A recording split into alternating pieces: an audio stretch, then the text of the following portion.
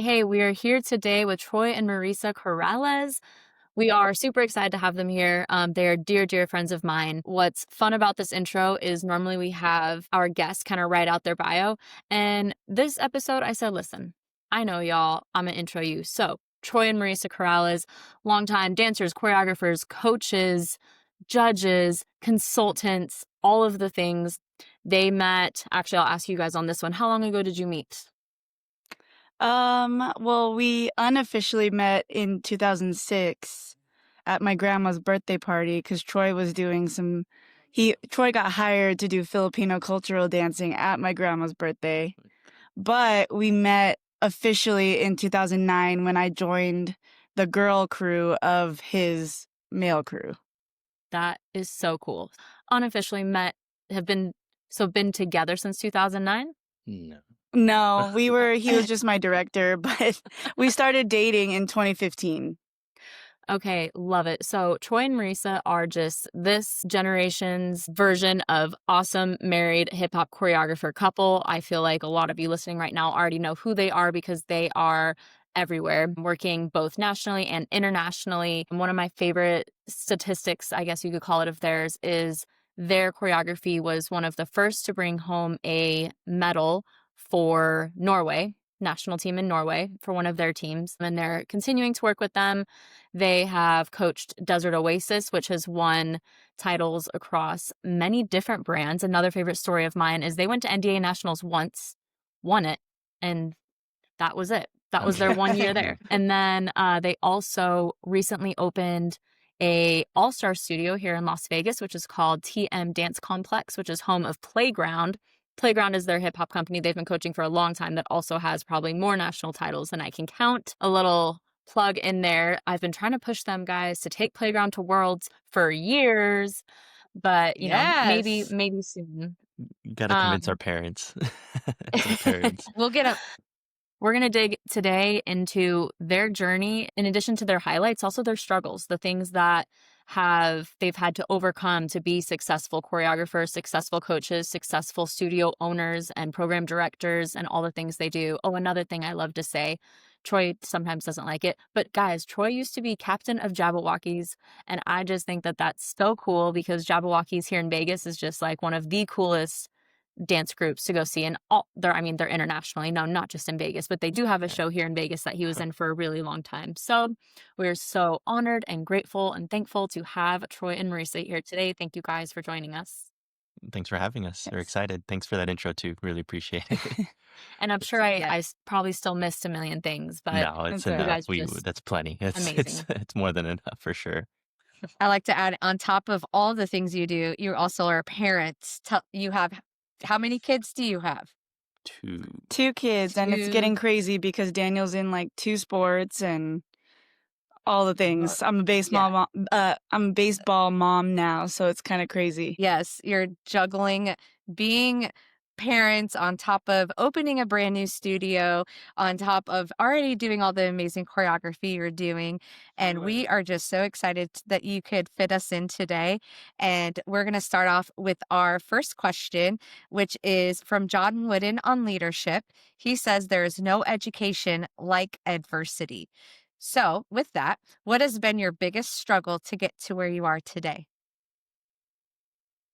Our biggest struggle where we got here today, there's been a few. I think the first and foremost is like a little bit of imposter syndrome. We're a part of Bree Choreography, and we did a wonderful class at one of our retreats talking about how we positively talk about ourselves and how we can negatively affect how we think about things. And sometimes we compare ourselves to a lot of people that are way above us, but really that has kind of like held us back from at least the things that we wanted to achieve, because comparison has killed our dreams many, many times. But then when in retrospect, we kind of look at what we did and we feel very accomplished. Like Bree reading off those accomplishments, you probably are angry at me because you're supposed to accept them and say, yes, you did it. You're awesome. And I'm like, it's nothing. It's okay. That's something that we struggled to overcome.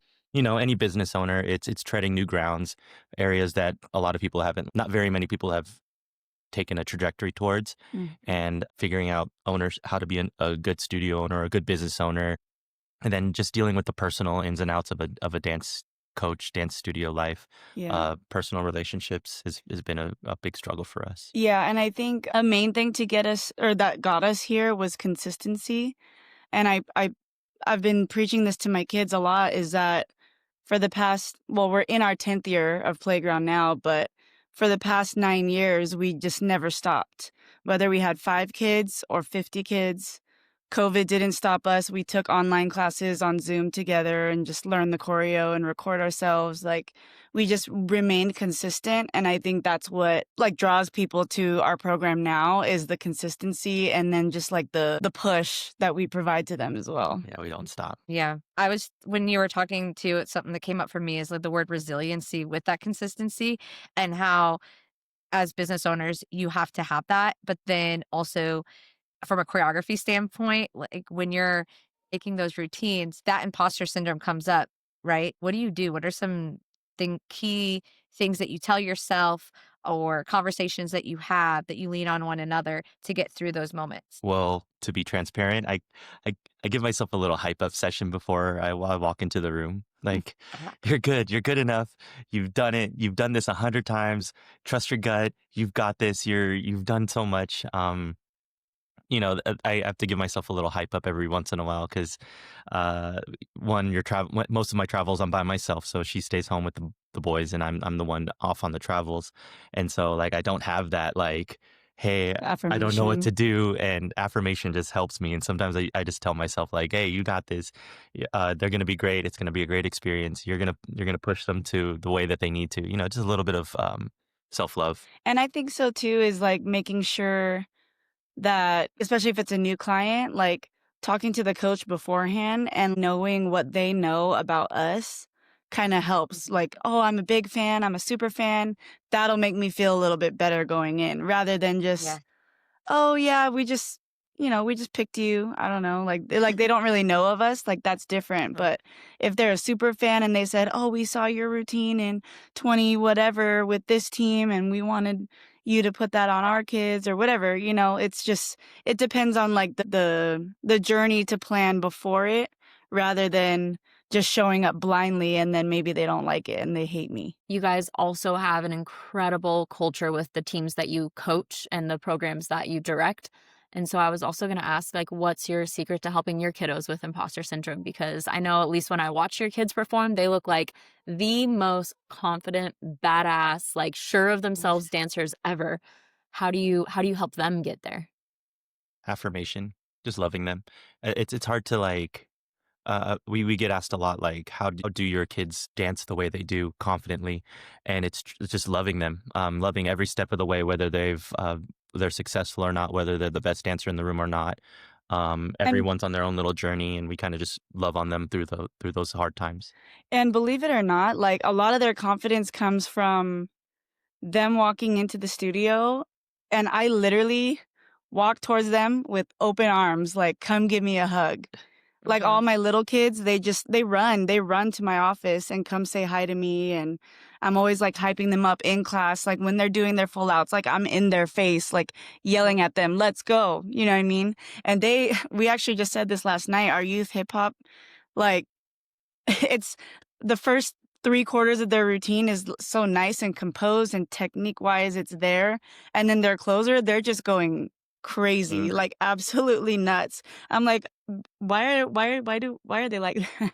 But it's because we were always like that. We come from a background of sacrificing cleans for energy. And I think that's what we've been fostering to our kids. That's why it comes across as like more authentic than others could have. It's because of that confidence that we try to instill on a personal basis as well. Oh, I love that. So you said the word cleans, and this is a burning question that I have for you because you and I off camera have spoken about this before. And coming from someone that isn't used to hip hop, and we talk a lot about how do you clean hip hop. In the past, we've talked about how, as a palm coach, if I have a hip hop sideline in front of me, I feel like I'm cleaning it like I would clean palm, but I know that that's not the right way. Oh, with this balance between making hip hop clean, keeping it authentic, how do you clean that? What are some tips if someone listening to this right now is in that situation where they have a hip hop routine and they're like, all right, what are like 3 tips besides, I mean, first off, hire them because they're going to be amazing. But second of all, like, what are those 3 key things to keep a hip hop routine clean and authentic for the all-star stage or dance team stage? Generally speaking, it's chin levels, plie levels, and confidence, right? Like performance. Groundedness, maybe. Yeah. It's a mixed bag. If I had to pick 3 things, I would It's definitely not dancing upright with your chest open and your chin up. You know what I mean? It's not game day that's palm. maybe the Got first it. thing I noticed is I don't know if I can that was the first thing I would notice is Yeah. if their necks are going up and down, especially in a groove, in a down groove, are they down just with their shoulders and with their bodies instead of the chin. That would be the first thing I could like pinpoint where it would be, oh, this feels unauthentic. And an easy clean to make is like get lower in your plie.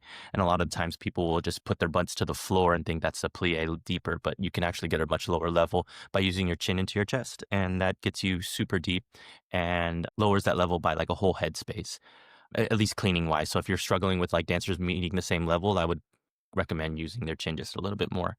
The second thing is weight distribution. We'll call it groundedness for those that see it on a judging scale. They'll read it in a judge note, say, get more grounded into your movement. I would say maybe they just don't understand where their weight exchange is. And this can follow up with grooves and how our weight is displaced. So if I'm typically in like a jazz routine, if you want to be up and floaty and or maybe in a contemporary, you want to be very pretty and lofty, whereas in a hip hop team, we want to be very much into the floor. But that doesn't always mean stomping. That doesn't always mean jumping. It means displacing my weight into the floor so that I can use that for the next step moving out of it. It's almost like a trampoline effect. We use the floor as a guide, put my weight into it. That way that leverages me for my next big step. And in a sense, this is a groove. So down grooves go down, down, or up grooves go up, up, right? And sometimes we don't know the difference between those 2 grooves in the very first part of our cleaning process.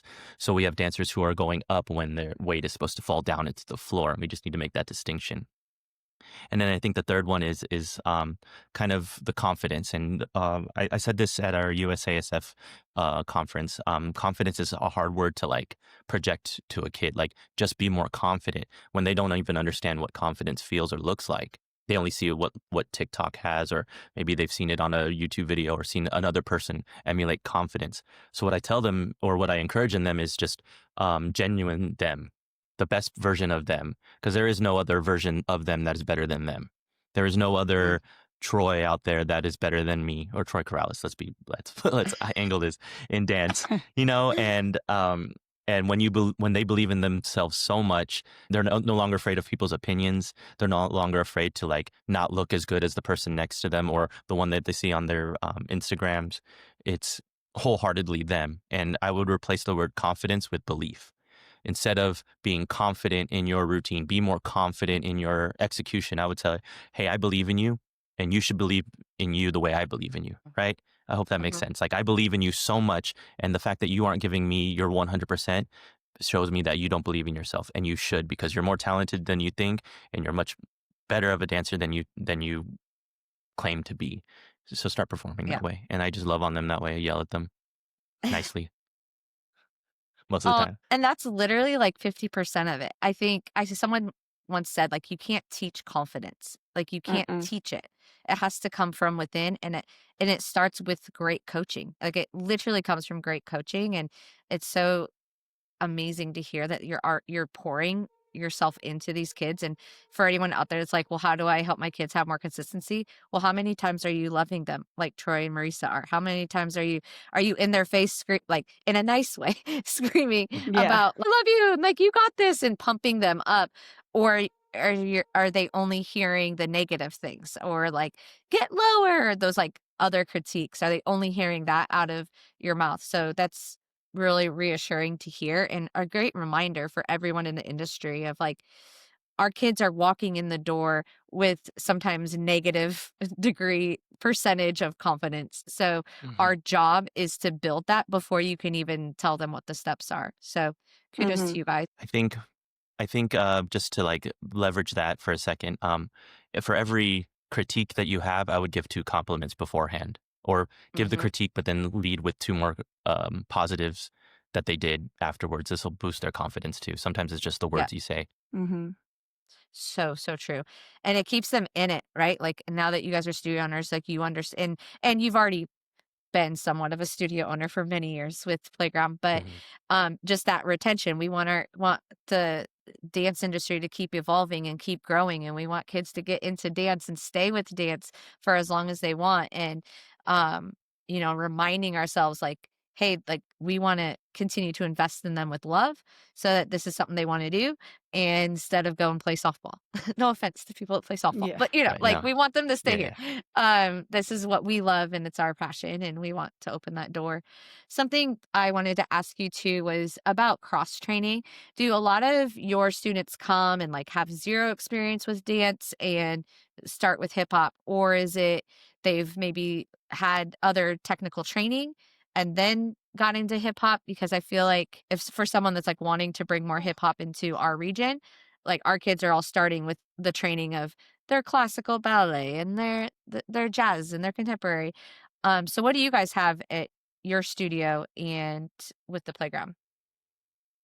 Well, we have a mixed bag. Like a lot of kids are drawn to us for hip hop, but we do have our good handful of technicians, and we're actually doing other styles this year, which are surprisingly going very well. And I'm Yay. excited to like showcase those routines to everybody. And even like my hip hoppers that have never done palm, have never done jumps and turns, like they are grinding and working and know that we have something to prove off of it as well. And they're kind Mhm. of like learning the difference between like palm, you have to be nice and tight and very like, hold your core tight and like get your turns, get your jumps, but then hip hop they can loosen up again. And I think it's helping. Like we have some dancers from dance teams like Cougarettes and Liberty that are in our studio as well. They don't do hip hop. So they come in and they're trying to, loosen up a little bit for their hip hop, but they're strengthened in our palm area. But then we Mhm. have our hip hoppers who get pushed by them in the palm like Mhm. aspect. So it's a good push and a good mix bag that we have. I take And pride. We build up dancers. Like I get asked a lot if how did you find these kids? It's Yeah, like, where did they come from? where did you find them? It's like we didn't. They found us and we built them. Yeah. And I think I take more pride in like the dancer that had nothing a year ago and now has everything this year. Mhm. And people will say, "Well, how come you? Where did you recruit them from?" I was like, "They weren't. I taught them when they their first dance class, and now they're national champions the next year. It's truly just a cultural shift for them, and something that we train is work ethic. The harder they work, the more they achieve. Yeah, I take more pride in that than recruiting anyone off the street. What's funny is a lot of the inquiries that we get, like in the comments, it's like, so and so dances all the time around the house from Mhm. YouTube or from TikTok or whatever. And then they come in and just learn everything they need to know. And then it just like their retention is kind of already there because they learn it off of screen. that's so cool. I love that. I love what you said about like almost your more palm dancers helping the hip hoppers and the hip hoppers helping the palm dancers and how Mm-hmm. it It's cute. goes both ways and everyone just makes each other stronger versus I know some studios will put people in their pockets, right? Yeah. Like, oh, well, you're a tapper, so you focus on tap. Well, you're Yeah. a ballerina, so you focus on ballet. Um, so I love that like you're able to also help those kids develop that growth mindset of no, like you're going to be good at whatever you work on and we're all going to help each other be the best. Yeah. Absolutely. Um, with the studio being new and getting it going, what have been some of your guys' biggest, I don't want to say struggles, but obstacles, things you've had to overcome to get just TM Dance Complex going? I know you guys already had your student base, but it's not easy getting something new going. The county. Yeah. Permits and legal things. and making sure and the time it takes for a permit. Okay, it's a little tangent here, but if you want to build a wall in a building, To it does. separate 2 You think rooms. just like put some plywall and just run it all the way to the ceiling. There's fire code, there's water, there's electrical, there's a permit if it's you They can care bear about how many weight, bathrooms you how have, many like, bathrooms, the square footage, and that all just takes for putting up a wall. weeks for a wall. So that's really what we've been struggling with. And we needed a permit for our building because our building is in a warehouse, not technically like a retail space, which is like lower ceilings, and like a on a marquee, like on a popular boulevard or a popular street. Ours is kind of tucked away in a warehouse, and we needed a permit to operate in there too. And It's like similar to like a cheer gym or a took like 3 gymnastics. months, and it took freaking forever. And I think that's something that a lot of people won't understand about business owning, and that it's not just like They're like, putting just open it. It's fine. just put the floors on the wall, put the floors on the floor and the mirrors on the wall and the speaker sounds, and you're good to go. Yeah, just There's open it up. It's fine. It's very It's nuanced. easy. Yeah. But on the dancer side of it, I think the biggest hurdle that we've had too was get people to buy in, because when it's a new venture that people haven't seen before, they go, I don't know, no one's ever done this before. So how are you?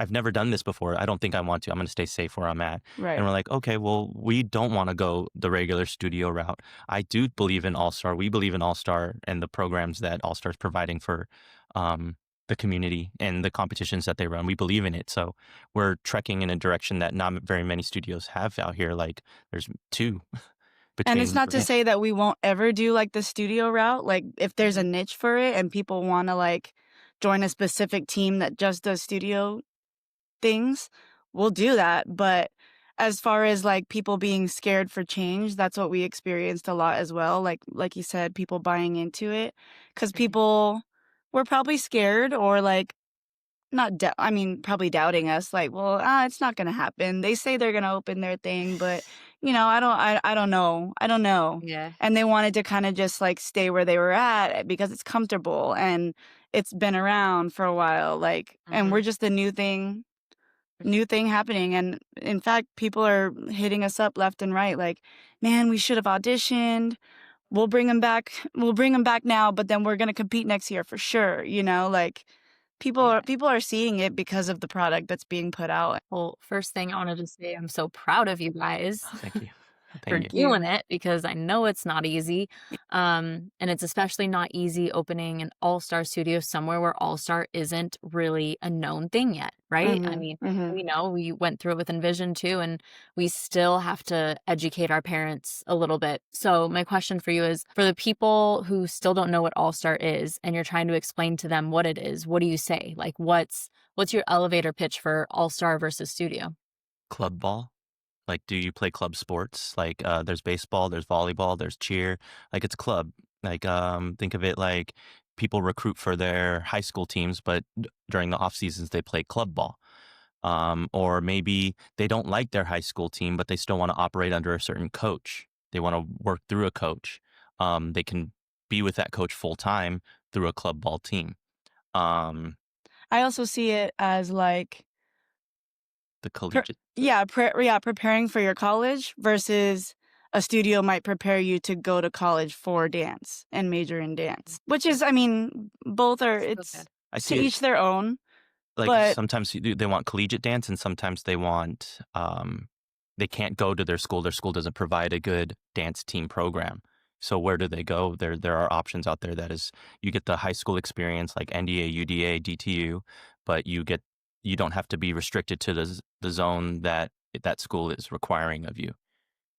And the safety of the USASF also helps a lot because of all the things that go on in the studio world with allegations and, all the things that are happening currently and in the last couple of years with predators coming to the surface and all the things. Like it does bring our parents peace of mind that we all get background checked, and even athletes that are 18 or turning 18 have to get background checked. Like I think that that helps bring peace of mind to people a lot. And we don't have to do background checks as employers because it happens through the USASF. We don't have to like do it separately, Yeah. All the reasons why to be an all-star. And something too that, you had talked about club ball versus like school. And I think it's important to realize that like I came from a high school that didn't have a dance team. Like that I personally had that. And as you were talking, I'm like, oh my gosh, I wish there was an all-star dance studio that was where I was. Like there's definitely holes. And I think something to being a new you talked about being like new, no one knows, like they're not bought in, they're not bought in. I think as studio owners, I wish someone would have told me when I started, like just continue to be who you want to be and keep that vision and dream in your mind, even when the noise is loud or you get that person that turns away or is saying negative things about you or about what you're trying to do. Like that is all noise. And I think once you know, like, this is who we are and this is what we stand for and this is what we're going to do, we're going to be this all-star amazing hip hop all stars, any, not just hip hop, but contemporary, we're going to do these competitions and here's how it's different and fun. Like the momentum will come, and also know that it's not going to be for everyone, just like studio isn't for everyone and all stars isn't for everyone. And I think continue to just be who you authentically are. Go back to that hip hop that you talked about, Troy. Like be authentic. We talk about that in choreography, but like we have to be authentic as owners too. Like be who you are. Absolutely. And like there's room for all. And that's something Bree Yeah. talks a lot about, is that abundance mindset of like there is Yeah. room for all. But it's so hard when you're like, but I gotta pay my electric bill. But it's important to keep that mindset of this is who we are, and some people are going to be skeptical at first, but your loudest, Yeah. they'll soon be your loudest fans. So Mm-hmm. kudos to you I guys. mean, Keep going. believe in your product. Like if you're selling a product, our product isn't tangible. It's not like a phone or a drink. We're selling Uh-huh. art. We're selling passion. And if you're passionate the first time and people showed up for that passion, people will still continue to show up for that product that no one else can replicate. Yeah. You're unique. You are talented, and people will follow you for that reason. And sometimes when people open up a studio, open up a team, a program, they're afraid of that people not joining, but they're also neglecting that there's a lot of power within your own product. And then if you present it and embellish the things that are standing in front of you, you can't really focus on the people behind you. And it makes it a lot easier for me at least, to push forward. It's like, well, here's my product, and I'll whether you follow it or not, I know this will attract somebody. Yeah. Yeah. And we're very confident in what we provide. And I think that's why people are drawn to us. Like whether or not like they were afraid, people are afraid of change, and whether or not people wanted to follow us or not. I know at the end of the day, like they will make their way back somehow if they want any portion of that, because Mm-hmm. it's just different from other teachers that we've experienced in the past, or like competitors, I guess you can say. Mm-hmm. But we have had a lot of noise over this summer. And so like to what you said, Natasha, like we've been learning how to just kind of channel it out, and like he said, be confident in what we provide, because we're not going to change. We'll welcome people back with open arms, which we have already. We always Mm-hmm. welcome people back with open arms, no matter what they've said, no matter what they've done. It's We're providing a space for you. We're providing a service. So at the end of the Mm-hmm. day, it goes, sometimes it's not about the personal relationship. It's just they want what you provide. Difference between Target and Walmart. Yeah. Yeah. Chick-fil-A, That's what we, McDonald's. yep. McDonald's Like and Burger King. You want what you yeah. want. Yeah. So question that came up too for me was, this club is, you always have to pay, right? If you're on a school dance team, you still have to pay. But like it's your school, right? And Mhm. when you come over to an all-star studio, um we have our standards, right? And you put those people on your team, you're making those decisions. So my question is how to navigate. Have you had the situation yet of someone's investing thousands of dollars into your program, and maybe there's the expectation of winning a national title. Maybe there's the expectation of being on a certain competition team. How do you navigate that within your culture of you're continuing to support, you're pouring in the love to each dancer, giving their confidence, here's your product. But it's not maybe first place. And we want our students to keep coming back for the right reasons, which is not about first place. It's not about those championships, but how do you navigate that? Because especially you've won national titles, world titles, um, with teams. So how do you navigate that within your culture? I mean, it sounds like there's an expectation that you're not meeting with this person, and if you gave it everything you got, you put your heart on the floor, invested everything into this dancer, and they're still not pleased or happy. You can see them out the door, and they can find it elsewhere. I mean that in the nicest way Yes. possible. Like I don't mean that to like push dancers away, and maybe it does pay your electric bill, but you don't want someone in your studio that isn't also wholeheartedly invested in the vision and the core values that is the program. We are known to win championships, but that's not what we're known for. Like outside in our studio, it's hard work and we earn our keep. It's earned, not given. And anyone outside of that kind of mindset doesn't necessarily fit in with the blocks that we have. And so they Mhm. find themselves out either way. And I would say lean on the people who are part of your vision, part of your culture, and you'll find yourself having those championships roll around the corner rather than someone who's trying to pull it down and expect you to be better. Those are people that aren't for your program wholeheartedly. And I say that in the nicest way. If it's not me, so and so down the street, I hope that you can win a national championship with them with that same mindset. You can bring that attitude with you over there, and I'll support you. And if it's not what you wanted, trust me, you got open arms here. We'd love to have you back. And I think sometimes what parents and dancers need to realize is like sometimes the other team is just better. Like Yeah. our senior team for the past 2 years has always fallen short, but they know that it's because someone else was just better. Like they can't watch a routine and be like, "Nah, we deserve to win," if their mindset wasn't in the right place. You know what I Mhm. mean? And I think that it also goes back to just the relationships that we have with the kids, because our turnover is very low. It We only had like an increase of a turnover because of the shift from our last spot that we were at and moving to the new studio, which we already talked about. But other than that, our turnover is very low because the quality of our relationship with our kids is high. So no matter if we win or lose, they want to be back.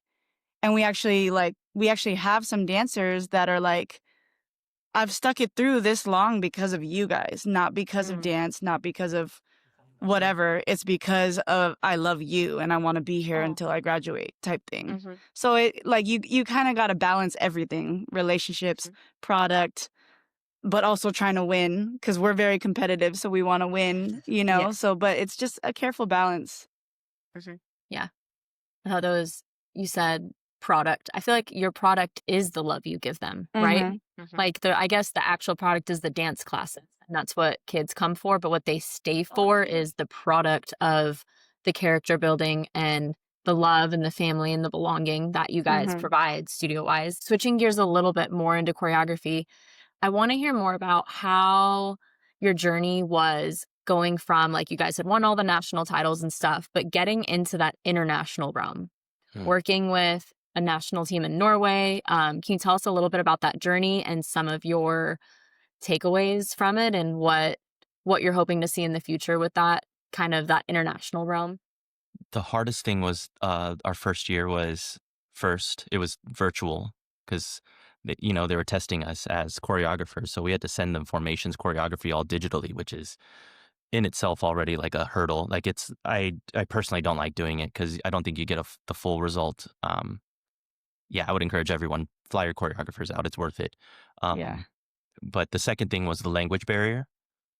So not only was it difficult to communicate that information digitally, but it was also difficult to communicate and effectively help when their second or third language is English. They speak English, but it's Well, they rough, actually learn English as like a main subject in school. like how we learn Spanish, you know? But no, they learn it every year, like starting from kindergarten, I think, or whatever the grades are there. But I agree, the language barrier was tough because the coaches kept having to translate things to us. And we would have to like, I mean, the coaches have a hard job because they have to know. They're a translator plus, Yeah. yeah. And culturally, they're just a little bit more, at least for Norway, they're a lot more timid or polite. So their execution, in order to pull the style that they hired from us, because that's what we're known for, is like that full out, that aggression, the confidence. To pull that out of them is not part of their culture or part of the thing that they're used to. So on top of the divide of the language barrier, but we also had to like, hey, work a little bit harder for these cleans and these full outs. And from that, that really is what kind of was our biggest difficulty. But once we got there in person, dance is Universal. You can have a conversation with a dancer and you can show them. Yeah, especially if we're showing it in person, they'll be like, oh, that's how we do it. Yeah, and then they can emulate it rather than digitally, where you can't show them how to feel. Like in front of you, I can show you how I feel and how it looks and how fast it moves. But digitally, it just doesn't translate. So once we got our bodies physically to Norway, it changed the game for them. This past year that we just choreographed for them, they swept everything. They won everything, and it was not even close. And I'm so unbelievably proud of them. But I truly believe that like just a little bit of influence and a little bit of time, any team can change wherever they're at. And as far as like our goals, I want a gold medal. And I know that's scary at ICU because hip hop is dominated by USA. But I'm competitive, we're competitive, and I don't like losing. And these kids, these teams, we have two of them this year. We're doing their junior team and their senior team. They want to win. We have instilled that winning culture into their brains. The coaches are on board with that winning culture. And it's kind of cool because some of the people that aged out of juniors, Troy gets to work with them in the senior team. So it's kind of like he knows people in both groups. Yeah, I'm going to Norway by myself in like 2 weeks. Yeah. You got it. Yeah, I'll be all right, I think. But in general, I think the next step is to take a gold medal. I want a gold medal for my Norwegians. I think they deserve it. They work hard enough. We got the skill set and they have the work ethic. It's the next step. And I want for us. another country, maybe like a youth hip hop or an open hip hop or something. Yeah. And a funny thing about when we met with them at Worlds the year that they did go, what was that, last year, 2024? Yeah, last year. We went to their Airbnb and they were having like a team meeting. I always tell this funny story. We sat there like nodding our head like as if we know what they were saying, but Troy had the Google Translate just open on his phone, so it was like translating to English everything that they were saying. It was actually kind of funny. People will think like that gold medal to take it from USA is unbelievable. Like you're never going to take it from, like, I think Holy Angels won it like last year, and St. Peters Township is the next or something. Like I don't think it's not impossible. I think it's completely doable. They just never had anyone that would step up to that task. And I think Mexico is close, and I think Norway's not far behind. So yeah, it seems to be Mexico and Norway kind of up there with each Belief other. is the first step. If you don't believe it's possible, you're not going to do what you need to do to make it happen.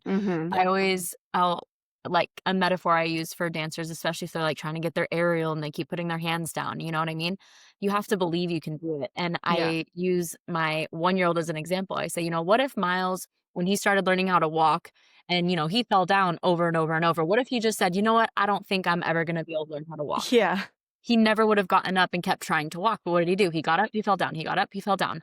Yeah. If you don't believe that it's possible for you, you're never going to do the things in order to achieve that. And so how cool that, number one, that they have choreographers who believe in them and who know wholeheartedly that they're capable of winning gold, because they absolutely 100% are. And I know that there's that like international idea that like USA is unbeatable, but no, they're not.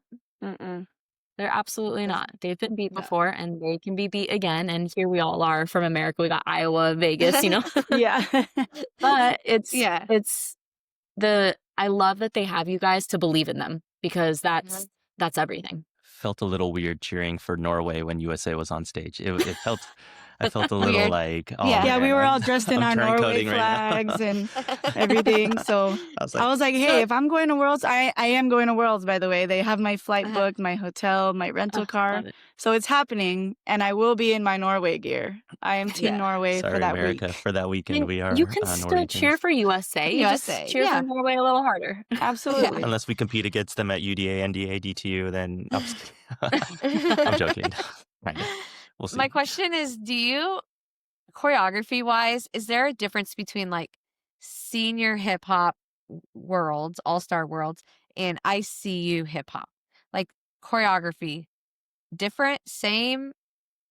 Tell me. I don't And someone, choreograph any differently. no, you don't. Okay. Because Personally, I asked no. this question because like I know, especially in Iowa, like people are like, what's the difference between worlds and ICU? So like, what do you I see see. the difference being, if there is I any?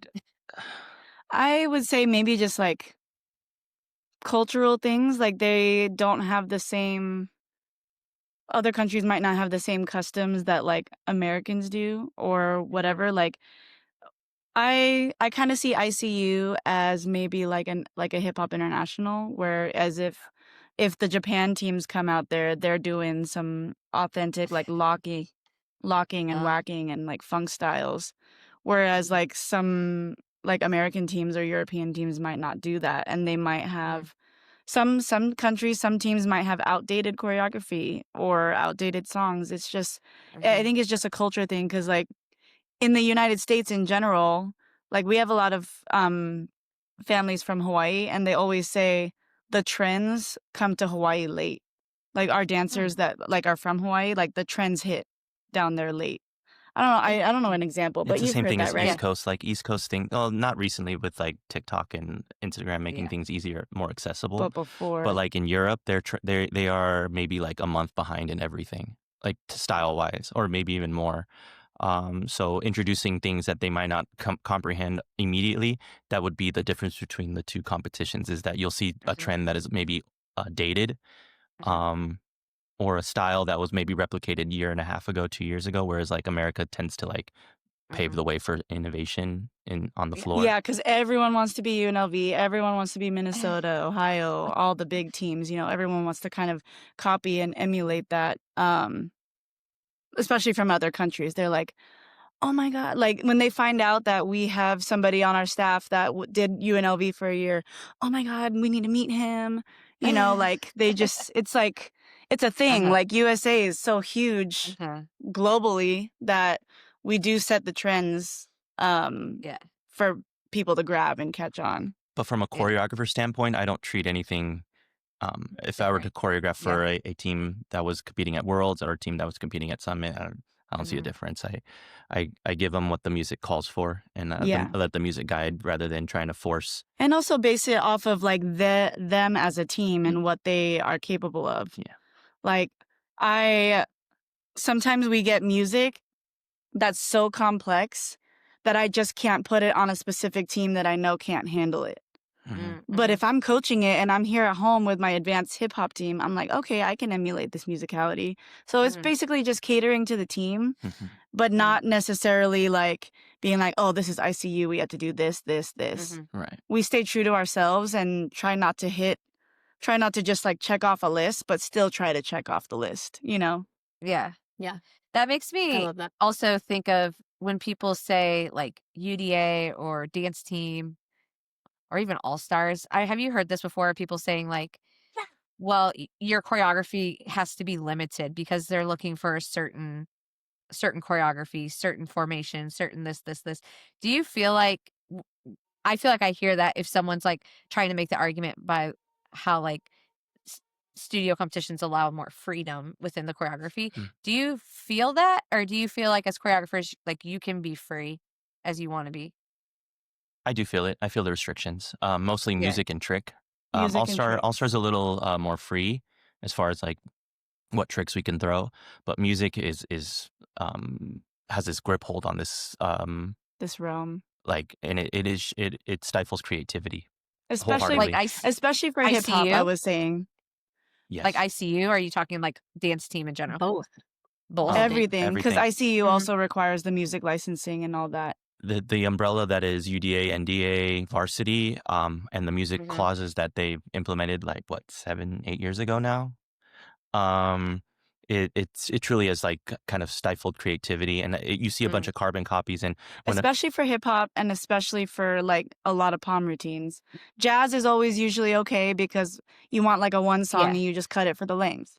Yes. But or like That's soloist is okay because you'll just do one song. Like I try not to do a mashup for solos anymore, but for hip hop especially, like that's our biggest struggle is music. Yeah. So that's why like having a good DJ is so important.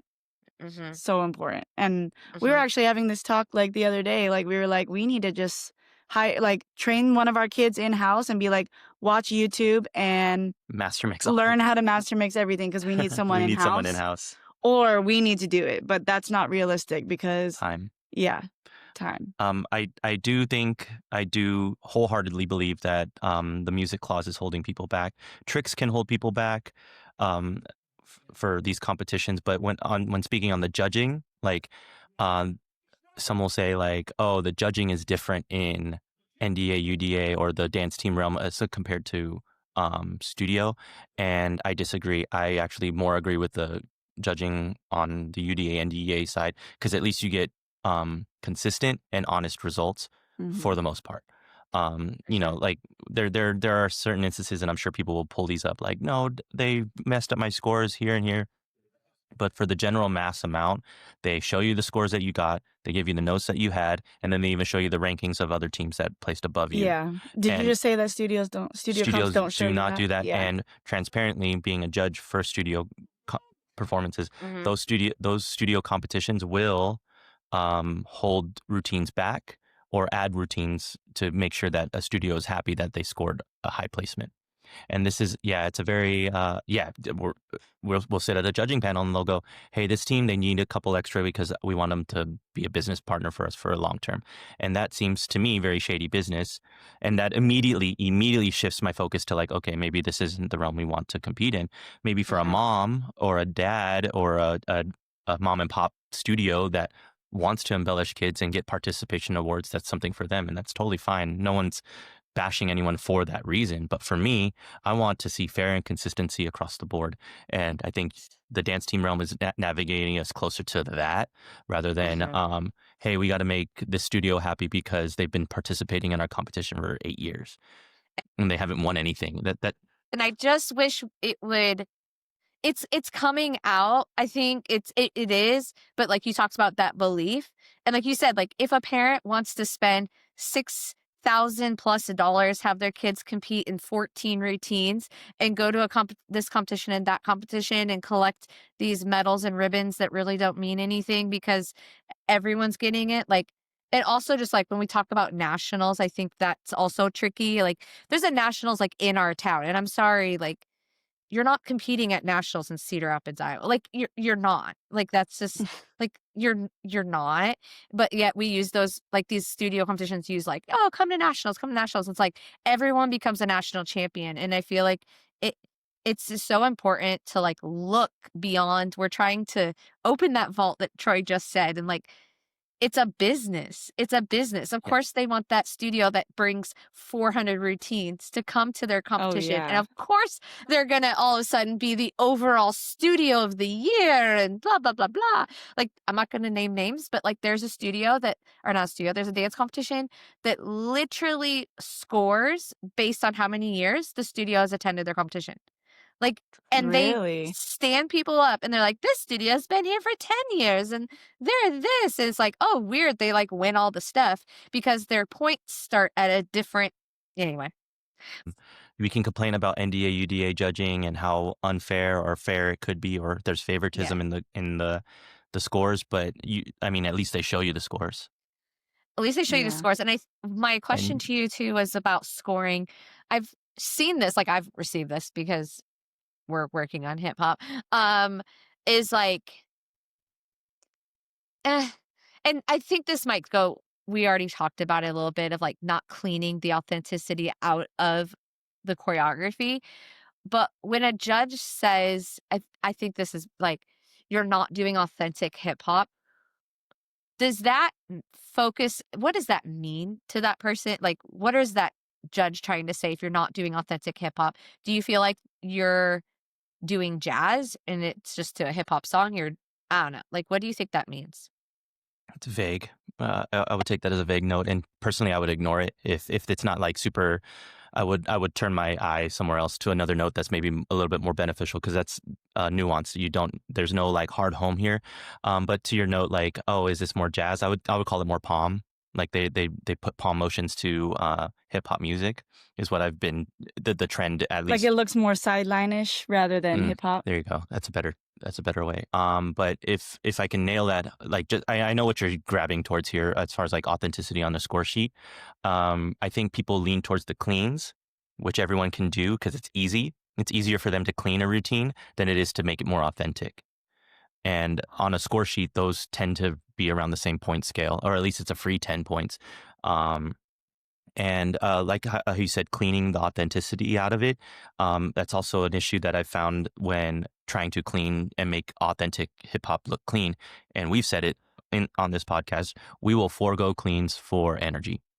For raw energy, something that is visceral, you can feel it as a judge. Maybe it doesn't translate on video, but on stage, those kids are loving their performance. And we've always been that way ever since like we met in 2009. We've always like sacrificed cleans for energy just because we know that the judges resonate with it a little more, or people can like feel it and start like, getting invested in what we're doing rather than just watching a beautifully clean routine. Yeah. Like, of course we fight for the cleans, but at the end of the day, we're like, you better give your energy or else. Just like they can't replicate it. Yeah. They can replicate cleans. They can take my choreography and Anyone can clean it, the way they want to, but they can't replicate the authenticity that we can provide. And it's intangible, but it's not hard to achieve, especially if you know what you're looking for. Yeah. I think a lot of teams are afraid. They're afraid to not have it clean the way they are used to. And it confuses me why they would hire us as choreographers if they're going to clean it the way that they have done it in years past, or just change things to like make it easier, or we didn't get the authenticity on this, so we just changed it. Yeah. And for me, or it's just not working, so we're gonna just change it. But you just learned choreo like last week or whatever, like right. Give it a chance. Defeats the purpose. Like if you just wanted a clean routine, I would have just given you a clean routine. You wouldn't have gotten the true authentic style that is what but we do always ask, like, is this okay? Is this achievable? Mm-hmm. Even when I set a jazz or a palm or whatever, like I'm always like, is this turn set okay? Like I'm doing a jazz this weekend, and I'm like, I'll need you to tell me if this is achievable, because I don't want you to just do whatever. Yeah, change it. And that's what really stifles scores, is like they waste time cleaning and not trying to focus on what can actually gain them points on a score sheet, because everyone's going to be clean at some point. Like you're over cleaning and you could just gain those points back just in raw energy. We've talked off screen about this. A lot of times we're teaching hip hop to kids that haven't taken a hip hop technique class. And I think that that's something that you guys do so well, is like your kids know hip hop before they're trying to learn a hip hop dance. And I think it's really important, like especially in studios, that we're offering those hip hop technique classes. And someone out there's like, what's a hip hop technique class? Like, you got to hit up Troy and Marisa, because they're going to tell you what a hip hop technique class is. But like the biggest key thing that you said at USASF that I'll never forget is like, Troy is not going to walk into a ballet class and not know and teach it and not know the vocabulary. Like he's not going to go teach a ballet class and like not know what a tendu or a plie is. And if he didn't say those words, like you would be like, why are you trying to teach ballet if you don't know those words? Yeah. But then people are walking into hip hop trying to teach hip hop and don't know what the hip hop vocab is. Yeah. And so it's so important that we are providing that for our kids. And if you don't know how, like I'm raising my hand over here in Iowa, like, hello. Because we have people like, yeah, let's do hip hop. But it's like, like, how do we do that? You have to be resourceful, and you have to find those people, and you have to, just like if you would have your kids take a jazz class before they go learn a jazz routine, like same thing. So I think that's really important. My point to that is if I did go into a ballet class and start teaching, and not know any of the vocabulary or not know my technique, you would laugh me out the room. I would probably they would say like, why is this guy in front of me? Same thing for a studio. Like, okay, so you take a leaps and turns class, you take a ballet, you take a jazz, you take a contemporary, you take a lyrical, and you probably take a jazz funk. Like, and that's 5 hours that I just put on my hand. But then for hip hop, we give this many, maybe even 45. And we want to say, well, why isn't our hip hop good? It's like, well, where are you pouring all your water into? Like, you want this plant to keep growing, but you're barely giving anything to this. And then, yeah, the teacher you put in front of the room matters. I think in the studio realm, we've heard it's just hip hop. This is just hip hop. We can cut into their time. It's just hip hop.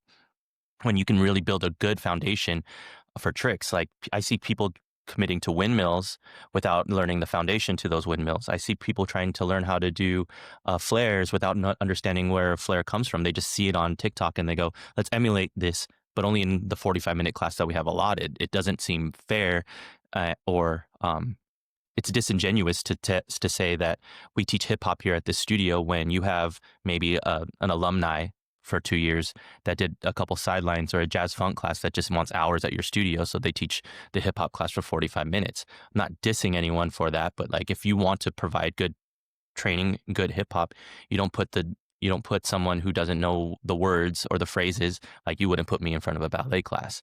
Like, this is the truth of it. And studio owners everywhere will get upset with me because I'm telling the truth, when in fact the proof is in the product. Yeah, what we do, our kids are good at hip hop. Why? Because instead of only giving 1 hour a week to hip hop, we give 7, 8, 9 hours a week to hip hop alone on top of our rehearsals.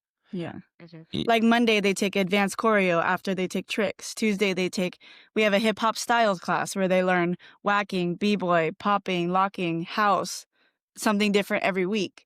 Hip hop technique, more advanced choreo on Wednesdays. Like, they're just there every day getting immersed in it. We have like a couple more questions to wrap up our time. I have a relationship question because my husband and I own a dance studio and we're on year 9. And Congratulations. Thanks. Year 10 in marriage, year 9 in our studio. But Wow. yeah, but it's challenging, right? Like, we've talked on this podcast with other people that own studios with their significant other. So what would you say is something that is great because of this dynamic between you two as being partners of life and in business? And also, what's something that you have to really work on together to make it successful? I think, well, because we did have our own studio back in 2016, like a community-based, like drop-in style studio, but then COVID like ended that. So this isn't like our first time like owning a business, but I think the good thing about it is that we both know our areas that we thrive in.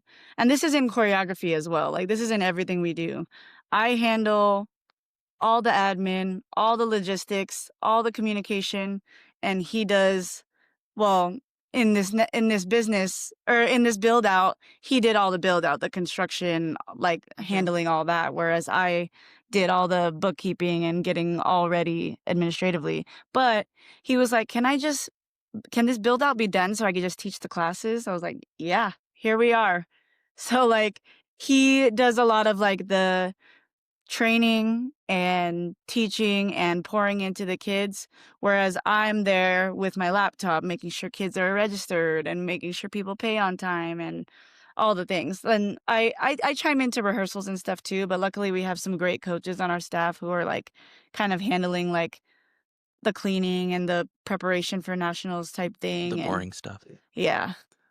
And what could we do better? I think to add on to that, I think any marriage, doesn't matter if they're a dancer or not, when someone opens a business, the spouse is invested wholeheartedly anyways, at least for like, for that relationship to be successful. You know, you love the thing that the person loves. And she was very passionate about it. So I was very passionate about it right back with her. And I'm very passionate about what I like, and she was very passionate about it right thereafter. And we just filled in the holes as we kind of grew up together. Mm-hmm. I think the really difficult thing is when to stop working, because we bring work home. And we're Right. always like, this is what's next, and I have to do this, and I have to do that. And I'm telling her, I was like, can we shut our brains off and not?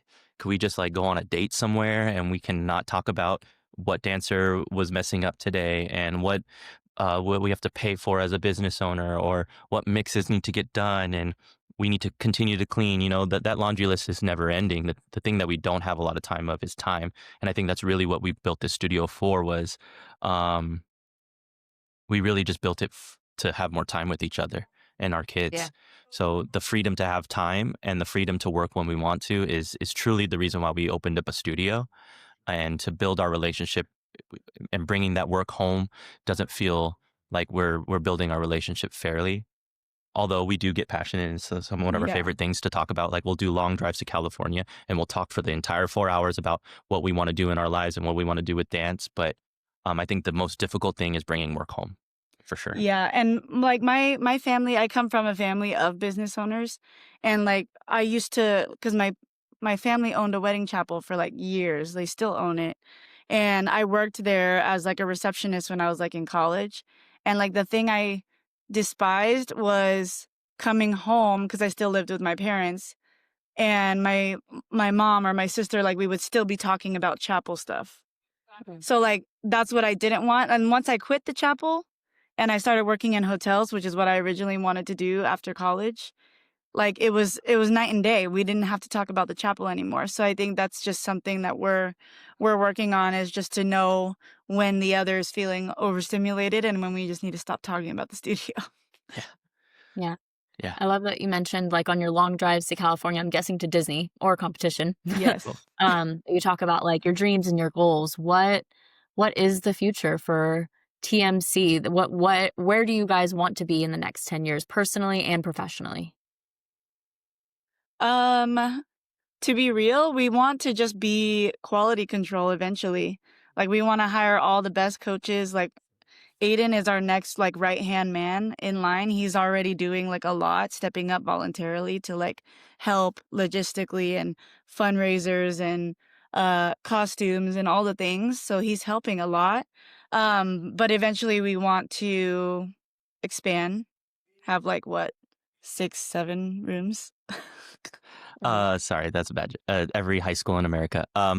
Well, what I want to do is not hire the best coaches. I want to train them. them. I want to Yeah. build them and train them to be better coaches. So recruit in house and build up our student base. Of course. Yeah, we already have like a couple sophomores that are like, this is what I want to do. Yeah. I want to start assisting classes now, so when I graduate, I can be on the team. I was like, okay, let's go. I don't want to say like volume, because I know more means more problems, but I definitely want the ability for dancers to thrive, and just opening doors for them the same way that someone opened the door for me and believed in me.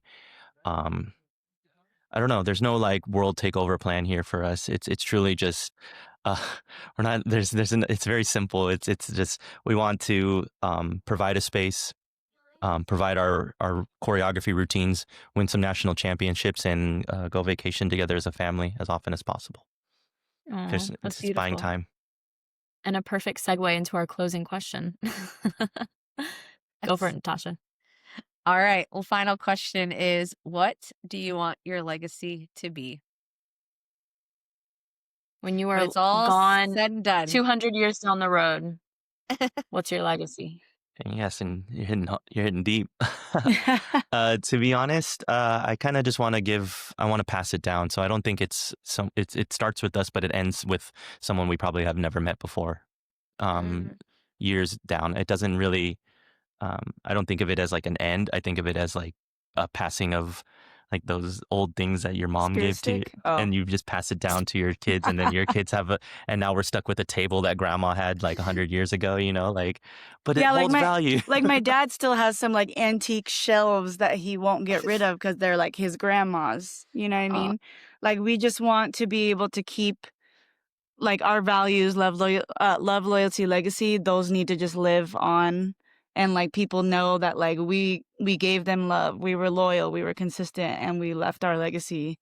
Yeah, there's no world takeover plan here. It's truly just to provide, help, grow, build, and give some leave something behind us that someone else can thrive in and live in and doesn't have to go through the same crap we went through. Yeah, like Yeah. the best thing that I love currently is that a lot of our dancers that have come in through Playground have gone on to do big things with dance. Mhm. Like VGK, like Desert Dogs, like Cirque du Jabberwockies. Soleil, Jabberwockies. Um, We have a dancer in Bob Marley right now. We have one in Illuminate. Like just having like a piece of like being part of that journey and knowing that they're everywhere in Vegas just makes us happy, and we want to just keep supporting them we're in just a that. platform. We're a platform for people to stand on, and as high as they want to go, we'll keep building it upwards. Mhm. I love that. Well, thank you both so much for Of joining course. us Thank you. today. And thank you Yes. again for pouring into our industry. And anyone out there, like if you're wanting more hip hop, if you're starting a studio, if you just want to have these amazing people as colleagues, reach out to them, Troy and Marisa. Thank you so much. Thank Thanks for the time. you. Appreciate you guys. Thanks for listening to Beyond the Marley podcast. Follow us on Instagram at Beyond the Marley